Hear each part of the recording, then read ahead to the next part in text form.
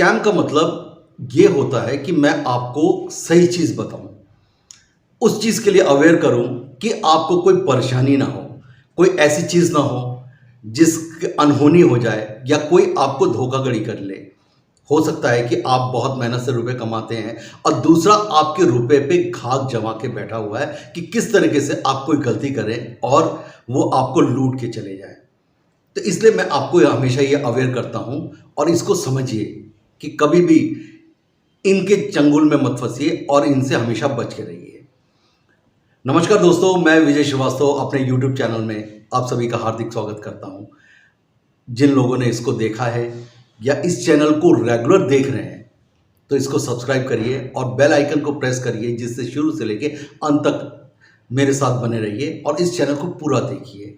इस वीडियोस को देखने के बाद आपको समझ में आ जाएगा कि मैं क्या कहना चाह रहा हूँ, किस स्कैम के बारे में बात कर रहा हूँ और कैसे इसको बचना है। दोस्तों, हम लोग बहुत मेहनत के साथ काम करते हैं और काफ़ी कुछ ऐसा होता है जो हम लोग मेहनत तो सुबह से शाम तक करते हैं, लेकिन दूसरे लोग हमारे ही मेहनत पे पानी फेरना या हमारे पैसे को लूटने की फिराक में रहते हैं। बहुत मुश्किल से हम लोग सुबह से लेकर शाम तक काम करते हैं, तब जाके हमको महीने में तनख्वाह मिलता है। कुछ लोग फ्रीलांसर की तरह काम करते हैं, लेकिन फ्रीलांसर में भी उसको 2 दिन 4 दिन में उसको पैसा मिलता है और वो अपने घर का जो भरण पोषण है वो बहुत मुश्किल से कर पाता है। इन सब चीज़ों को देखते हुए अगर कोई आदमी आपको आके लूट के चले जाए या आपको नॉलेज कम होने की वजह से जो स्कैम चल रहा है, क्योंकि जितना हम लोग अपडेट होते हैं उसी तरीके से ये स्कैमर्स भी अपडेट होते रहते हैं और नए नए तरीके ढूंढते रहते हैं कि किस तरीके से आपको लूटा जाए। अगर आप इसके लिए अवेयर नहीं होते हैं तो ये लोग आपको लूट के चले जाएंगे और आपकी मेहनत की कमाई पे पानी फेर देंगे। आपने पहले देखा होगा कि किस तरीके से इन लोग ओटीपी जो था आप लोग से मांग लेते थे कि मैं इस फला बैंक से बात कर रहा हूँ या इस कंपनी से बात कर रहा हूँ, और आपसे ओटीपी मांग लेते थे। जिनको नॉलेज था वो अपना ओटीपी नहीं इनको देते थे, लेकिन जिनको नॉलेज नहीं था या बहुत बुजुर्ग लोग जिनको आज की डेट में भी स्मार्टफोन की जगह पे वही नंबर्स वाला फ़ोन यूज़ करते हैं और उनको नॉलेज नहीं था, वो अपना ओटीपी उनको दे देते थे और 2 मिनट के अंदर वो आपके बैंक को साफ कर दिया करते थे। फिर एक समय आया, कौन बने करोड़पति इतना फेमस हुआ और इस कौन बने करोड़पति की वजह से लोगों ने कहा कि हम भी अपना किस्मत आजमा के देखें, और किस्मत की जगह पे इन लोगों की किस्मत जाग गई और ये आप लोग से पूछने लगे कि आपकी लॉटरी खुली है, क्या आप 25 लाख का लॉटरी लेना चाहेंगे? जब आप तैयार हो जाते हैं उस लॉटरी को लेने के लिए, ये समझ जाते हैं कि किस तरीके से अब आपको लूटना है, तो वो आपको पहले से ही कह देते हैं कि आपको 5,000 रुपये देना है इस लॉटरी के लिए।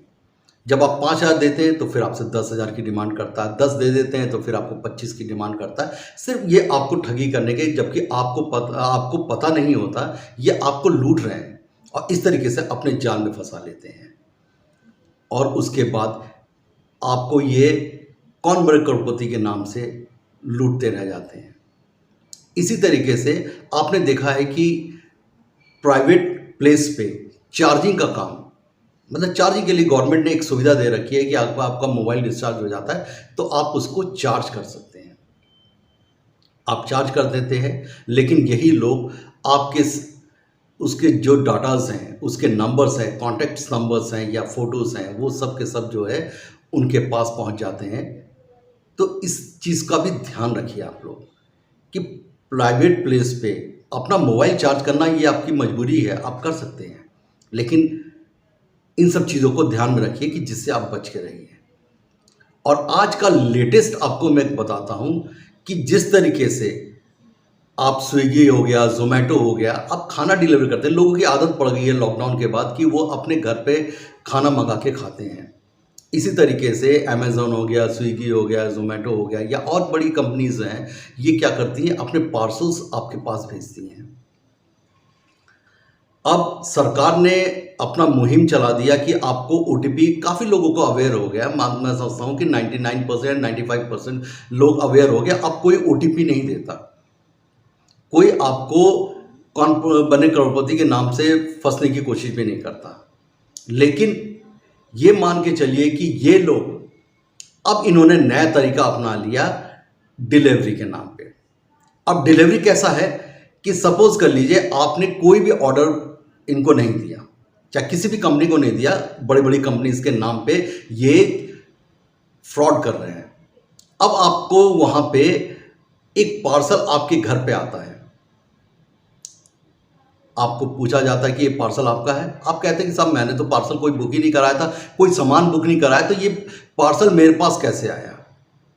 फिर आपके दिमाग में एक लालच आ जाता है कि साहब मैंने पार्सल तो कराया नहीं, हो सकता है कि किसी और का पार्सल मेरे पास दे रहा है या गलती से मेरे पास आ गया।